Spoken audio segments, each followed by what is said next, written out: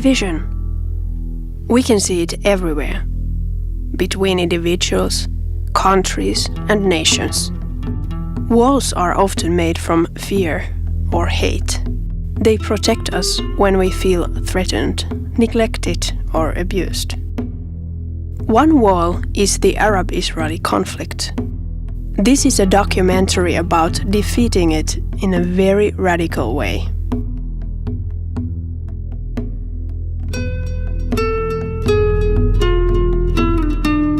In 80, I was in the Scout. I was a teacher for the young boys who are coming to the Scout, how to prepare the bomb, how to kill the Jews. And for us, from our hatred, from our anger from the Jewish, we teach the young boys in the Scout how to kill, how to prepare the bomb, how to do a bad life for the Jewish. Because in that time, we was refused to see any Jewish in the old city.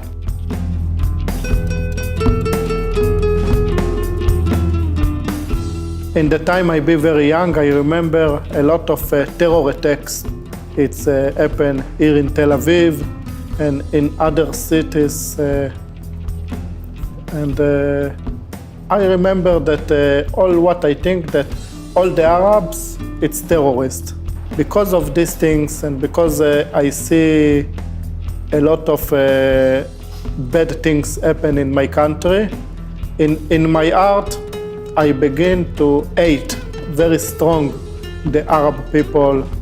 And I remember that all what I say to my friends in this time, good Arab, it's die Arab.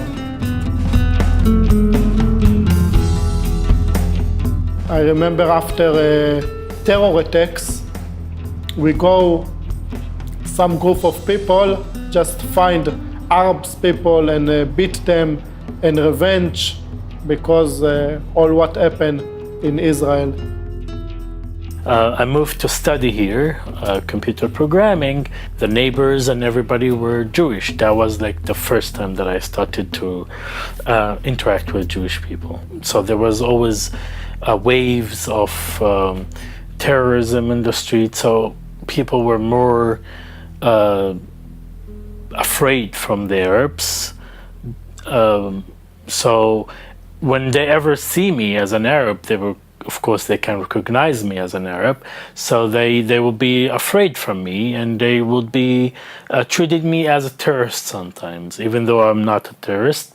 So their hate or their discrimination reflected on my personality, so I started also really to not like the Jewish people. They didn't want to do anything with the Jewish people. In Israel, Arabs and Jews are separated by language, religion, and culture. They do not have much interaction on their free time, and that feeds suspicion and hostility. Relationships between Arabs and Jews depend a lot on area. For example, Haifa is a very mixed city where both cultures live in harmony. But the closer you get to Jerusalem, the more tension you can see.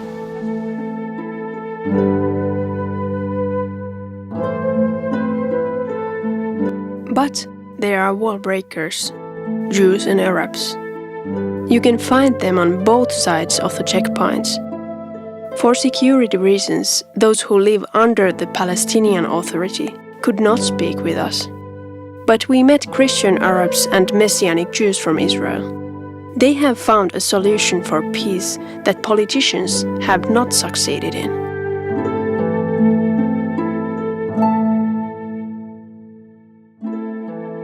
Raja Salameh grew up in the old city of Jerusalem. From his childhood, he was taught that Jews are the enemies.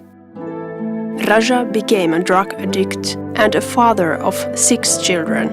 For the future of his family, he went to a rehabilitation center in Haifa, inhabited by both Arabs and Jews. And when I go there and I hear Hebrew, I was so scaring and afraid, because I was looking to myself what I am doing here. with these Jewish people, and I was so scaring.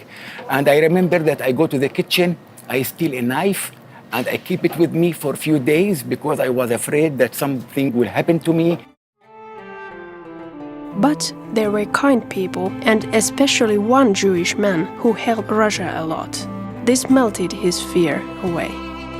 It was amazing to see it and to hear the love that they are talking with me in a way of loving, not in a way of the enemy, that they are hating me or they are angry from me. No, we have complete peace and love in the house. Then I believe that one night that God came and visited me. He changed my heart. He took the stone heart in my life and he changed it. He gave me a flesh heart. From that time, God changed me and he gave me the love for my enemy.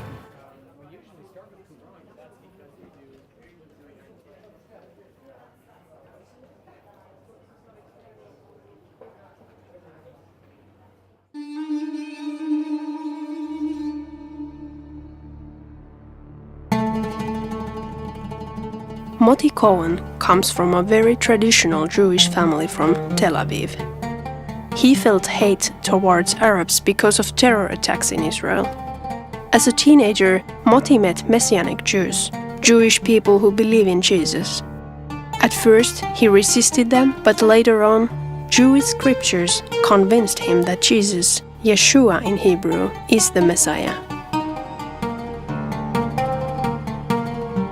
Something very strong happened in my heart in the time I started to believe in Yeshua. It's changed all the way that I thinking.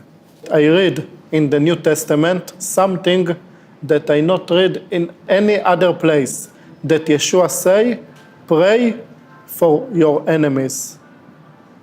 Yeshua say that, pray for your enemies, and it's very touch in my heart.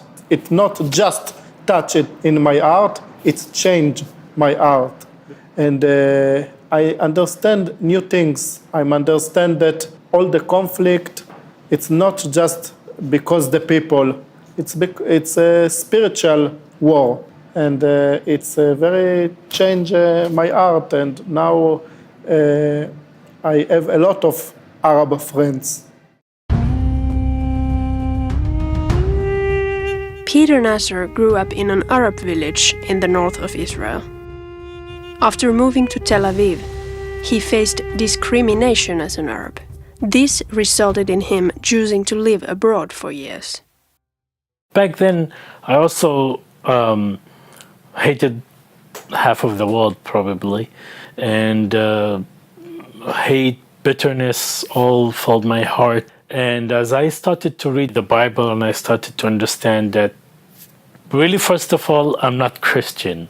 Although I claim to be Christian, but I wasn't Christian. I was just a man that trying to seek peace by my powers. So I started to read the Bible and I really prayed and I said to God that, you know, I don't know, what can you do? You know, but I'm really desperate and I'm broken. If you really exist, if you can change my heart, please do. And that was the first time that I really started to feel peace in my heart. Peace that, you know, I never experienced since my childhood, that I, you know, was innocent and I started to go away from my faith. I didn't feel that peace, and that moment I knew that, you know, His love can change me, and doesn't matter the world, what they think about me and how they treat me, but, you know, God changed my heart at that time. And yeah, love and peace filled my heart instead of the hatred and bitterness that was there. Peter did not have a plan to return to Israel, but when his life changed, he started to feel he should return. And I did go back to Israel, and I really felt the love for the Jewish people. And I started to share this love with the Jewish people. I told them that, basically I'm an Arab and I love them, even though they, don't know me, they probably are scared of me, but I love them because because of Jesus, and Jesus is really Jewish, and that was like the first time that I connected that Jesus is Jewish, and he loves me, and he died for my sins, and changed my heart, and it started. This was the first time that I really started to connect with the Jewish people on a basis of love, not hatred.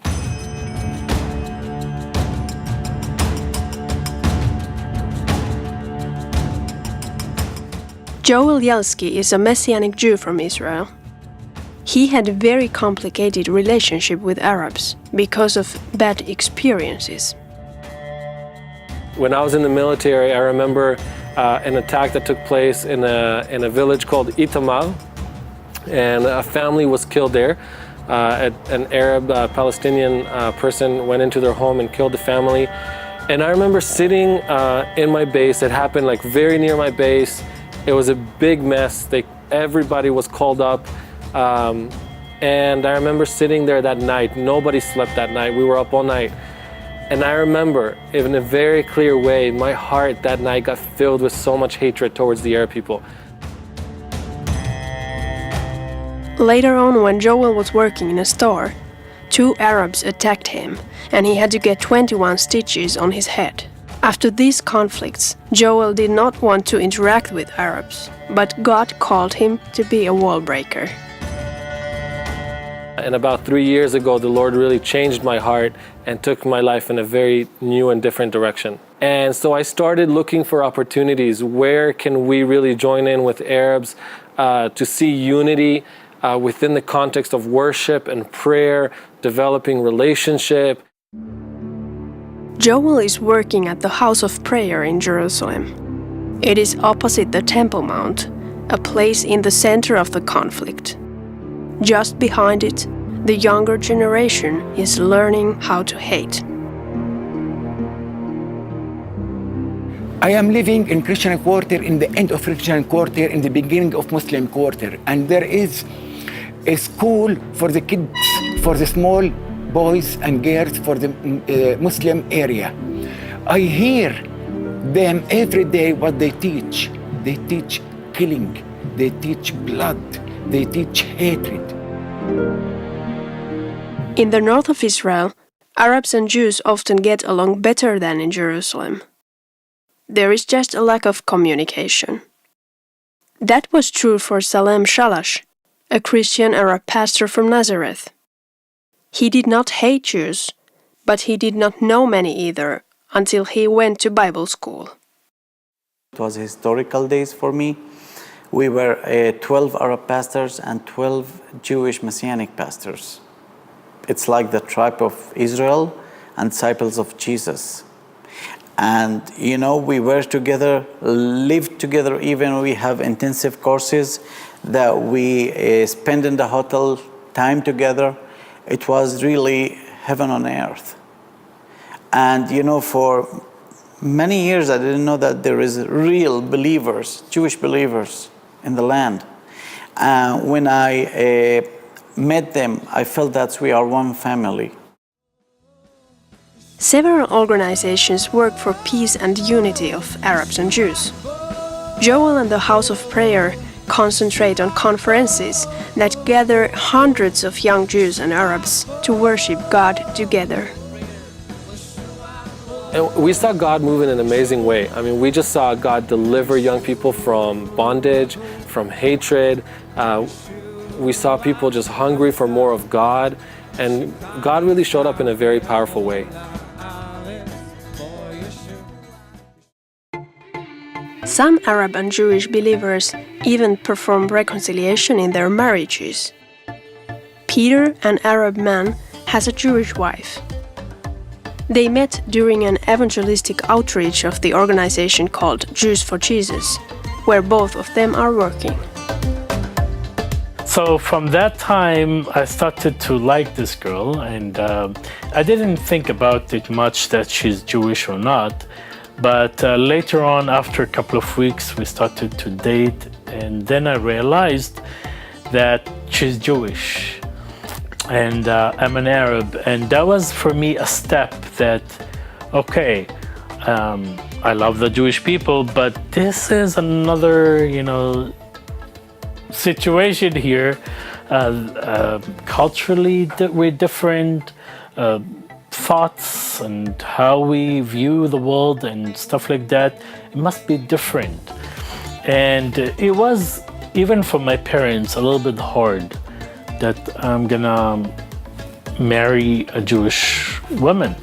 It's not common in Israel, and people are scared to do something like that. Even among believers, it's not something that you often see Jewish and Arab couple. So me coming from basically hating Jewish people, didn't like them, to loving them, and for her to come from also fearing the Arabs, resentment toward the Arabs, to come and marrying one, doesn't mean that we're perfect, doesn't mean that we don't disagree, but we can, there is a reconciliation through Jesus. Eliel Foss, who is a Jewish youth leader in a Messianic congregation, has another surprising love story. His marriage is a living proof that Jesus can make friends of enemies. I think God, in His humor, decided to give me a German wife. Especially Jews and Germans. Jews do have some hate in their hearts. And when we celebrate Holocaust Memorial Day, this wound is coming up again. It's something that I don't think time gonna heal. I believe this is only forgiveness can heal.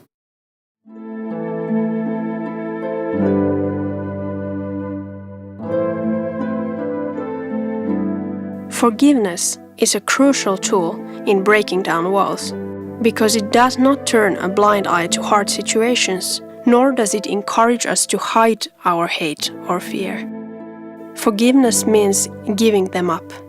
It does not always change our conditions, but it changes our perspective. You have to learn to live within the conflict because it isn't going anywhere, at least not anytime soon the way I see it. I can't solve it, I don't have the answers to it, but we need to start looking for how do we live above that. And so that's why I see worship and prayer such a powerful vehicle towards unity, because it really sets our eyes on Jesus and away from the reality of what is happening around us.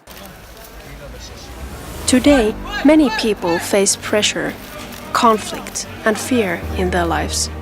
Is it possible to rise above them?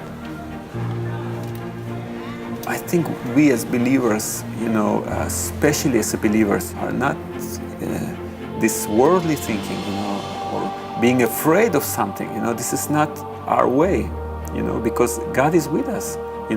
He is our confidence. I think what the enemy tries to bring in more than anything else is fear. And that's what this conflict is actually, a lot of it is about fear, intimidation, getting people afraid of one another. If you can keep people away from each other, they'll never develop relationship. The conflict you see happen in Israel is very similar to what's happening in all of the Middle East. And I think also Europe is starting to experience that. And a lot of it has to do with fear of Muslims, terrorism, and again, it goes into fear and intimidation. But we know for a fact that God is moving, and thousands and tens of thousands of people are seeing the Lord for the first time in their life. People who would have never heard the gospel before. And there's a promise in Isaiah 19 that speaks about unity between Israel, Assyria, and Egypt. And that really speaks to the region of the Middle East. So more than just a little picture of Israel and the Arab people here, there's something about the Middle East that is happening, and there's not just a vision for unity with Arab people here in this land, but unity with Arabs around us. Israel and the Arabs of the Middle East, God promises that there will be unity there and they will worship the Lord together. And when they do, it's going to release a blessing to the earth. And ultimately, that's what we're pursuing, for God to release that blessing to the earth through the unity that we want to see happen between Jewish and Arab people together.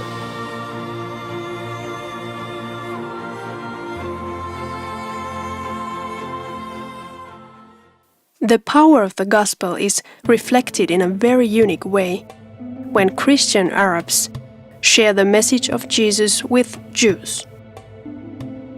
And I'm here for one reason, to share the gospel to everyone I meet, Arab and Jewish, both of them.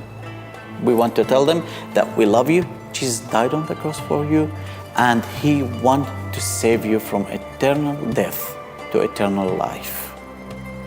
And we want to make them jealous. And we share these projects, that with these people, First of all, I visited a family, a Jewish family, and I shared with them, a food package. And she was looking at me like this, and she was shocked. Arab giving Jewish food? Why? She said, why you are doing that? Arab and Jewish fighting all the time together. Why you bring food for us? I said, because Jesus teach me to love you. And I want to share with you about the truth. Which truth? It's your Messiah. This is your Messiah. This is your scriptures.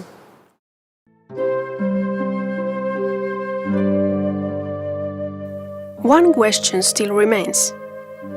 Can Jews and Arabs make peace without Jesus? There is a lot of good cooperation and efforts for peace in Israel. But unity in forgiveness and the love of Jesus seems to be a more efficient way to gain real peace. If I wasn't a believer and they weren't the believers, first of all, I don't think there was any connection. I think they would be looking at me as an Arab, not as somebody a friend. And there would be